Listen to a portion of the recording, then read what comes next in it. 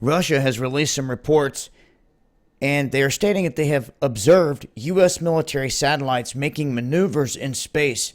The details of this, very interesting. Now, the United States launched 2 satellites April 14th of last year.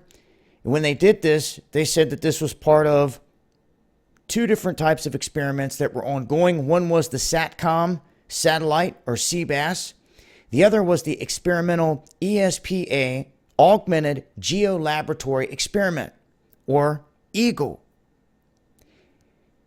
These were launched, and apparently Russia states that on April 23rd, they got signals, and they've got documented proof that they're showing out here that there was a separation of 2 sub-satellites, USA 285 and USA 286, from the Eagle carrier vehicle. This was tracked by a Russian automated warning system for hazardous situations in outer space, and it took place on April 23rd. And they're stating that something happened here where there was a complete separation, where basically the satellite that they had up there in space opened up and other components popped out of it.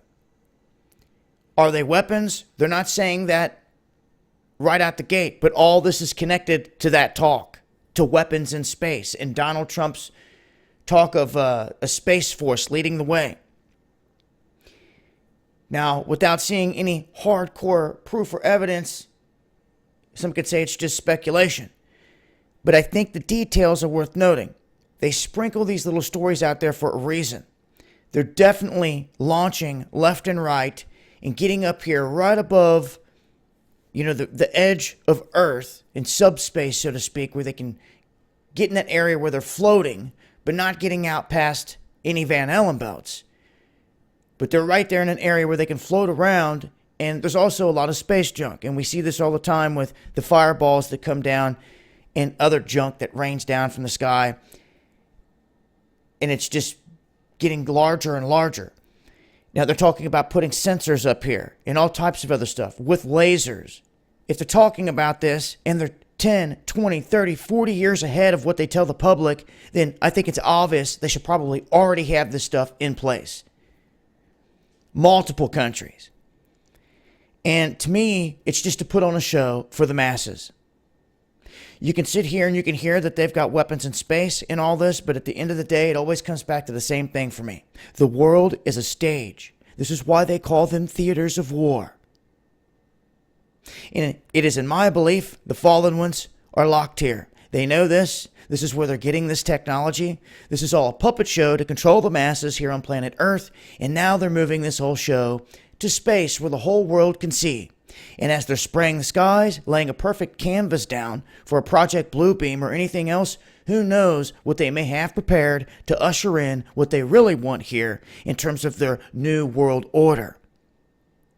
They would have to scare the whole globe. And it's interesting in this article that they mentioned that the Trump administration has brought back in the Reagan era Star Wars stuff, but with a new technology and in a new technological era. And it's like, oh, really? Reagan warned about this over and over. He said in I don't know how many speeches, what would we all do if we were faced with a threat from outside of this globe? And it's a good question because I think they get their answer immediately. They know it. Every soldier would drop their gun. They would run back home. If they saw things flying in from the sky or out of space that they thought they could not contend against, and if they put the whole world in this grip of fear that we had to come together under one umbrella to face what's coming, that is how they pull everyone together. It's also how they would dismantle weapons and then, in my opinion, rein in a false peace with this individual that we all know they're waiting to put here on the world stage. This is all falling into place with that theme and where it's all going. And at some point, if they've got all these weapons up here, I fully expect, just like they did last summer or so when they dropped that Moab in Afghanistan, they did it just to display the power of what they can do. I bet at some point there's going to be the first shots, so to speak, fired in a staged out way between satellite and satellite or whatever it is, to where they can really say that from this day forth, space war has begun, or whatever, however it's going to be played out. I can already see it all now. I mean, we're just here on the doorstep. They've got it all laid out. This is where we're going. They're constantly launching. It's not going to stop. And when they've got weapons all above us floating around in subspace, they can pick up your heat signature all around the globe. You thought drones were bad. Well, the combination of all of them together, the satellite picking you up and then relaying it down to the drones, yeah, they would love that. But I'm going to leave a link here, and I'll continue to update as I get more information, as I always do. Make sure to follow me on Twitter, and hit me up, dabu7@yahoo.com, if you want to join us at this knowledge conference, March 30th, in the Cincinnati area. Bunch of like-minded individuals talking about key things that we can't discuss out here on certain platforms, and a bunch of like-minded individuals getting to know one another in the flesh. You can't beat that. More than half the tickets are gone, so if you want to be a part of it, make sure to hit me up. I'll leave links below. Much love, y'all. And eyes to the skies, and be wise.